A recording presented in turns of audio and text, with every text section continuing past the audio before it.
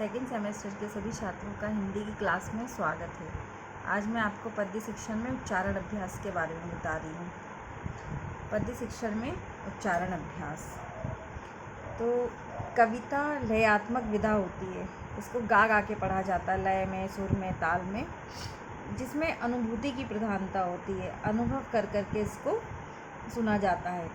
पद्य का संबंध संवेदना, भाव, रागात्मकता एवं कल्पना से है। छात्रों को सीधे सीधे कविता सिखाने के पहले कविता गाने गुनगुनाने की सरल गतिविधियां कराई जानी चाहिए। छात्रों की कविता सिर्फ शब्दों और उनके चमत्कृत रूपों, अलंकारों, उपमाओं से नहीं बनती है, बल्कि उसमें छात्रों की दृष्टि से गाने गुनगुनाने के पर्याप्त अवसर होने बहुत आवश्यक हैं। उचित हाव भाव के साथ उतार चढ़ाव, लय, सुर, ताल का उपयोग करते हुए गाने की रुचि उत्पन्न हो जाने से कविता शिक्षण का आधा काम बन जाता है। सस्वर गायन से कविता के अर्थ और भाव अपने आप उभर आते हैं। पद्य शिक्षण में उच्चारण अभ्यास कराने के उद्देश्यों को मैं आपको पिछले वीडियो में बता चुकी हूँ, इसलिए अब दोबारा नहीं बताएंगे। इसके बाद है पद्य शिक्षण में ध्यान देने योग्य बातें। तो शिक्षक पहले स्वयं भाव भंगिमा के साथ भाव अनुकूल सस्वर वाचन करें। दूसरा, अशुद्ध उच्चारण करने वाले विद्यार्थियों से कविता नहीं पढ़वानी चाहिए, जो सही नहीं पढ़ पाते हैं। तीसरा है वातावरण निर्माण या छात्रों के ध्यान आकर्षण हेतु बच्चों से समान भाव की कविता को वाचन करवाना चाहिए। चौथा है कविता में आए भाव सौंदर्य, नाद सौंदर्य, विचार सौंदर्य, कल्पना तथा मर्मस्पर्शी स्थलों की पहचान व अनुभूति छात्रों को कराना चाहिए। पांचवा है कुछ वस्तुएं जैसे फूल, पुस्तक, पेड़, विद्यालय और आसपास के वातावरण में जो वस्तुएं हों, परिवेशी वस्तुएं या पशु पक्षियों पर 2-4 वाक्य उनसे बनवाएं, उन्हें बोलने को कहें, बाद में लिखवाएं उनसे। फिर है छठवां, पद्य शिक्षण में कक्षा कार्य एवं निरीक्षण की आवश्यकता नहीं होती है। सातवां है पद्य पाठ में चित्र आदि न दिखाकर कल्पना को उत्तेजित करना चाहिए, मतलब कल्पना के माध्यम से वो अपनी कविताएं बोले, सुनाएं।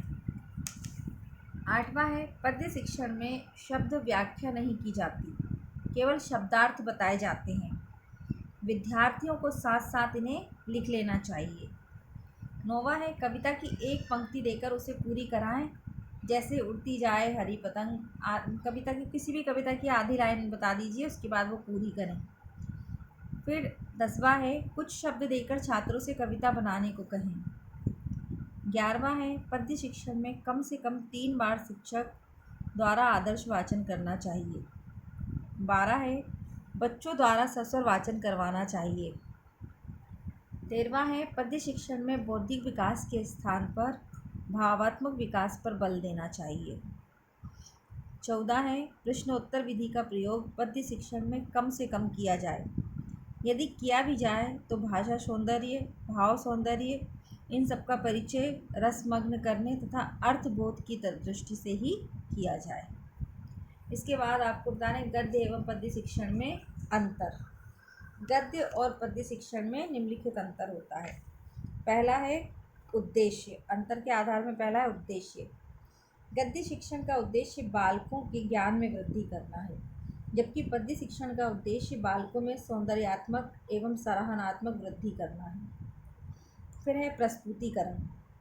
गद्य शिक्षण में एक बार आदर्श पाठ, अनुकरण पाठ, सस्वर पाठ व मौन पाठ सम्मिलित होता है, जबकि पद्य शिक्षण में 3 बार आदर्श पाठ, भाव अनुकूल स्वर में ताल लय के साथ इनको सम्मिलित किया जाता है।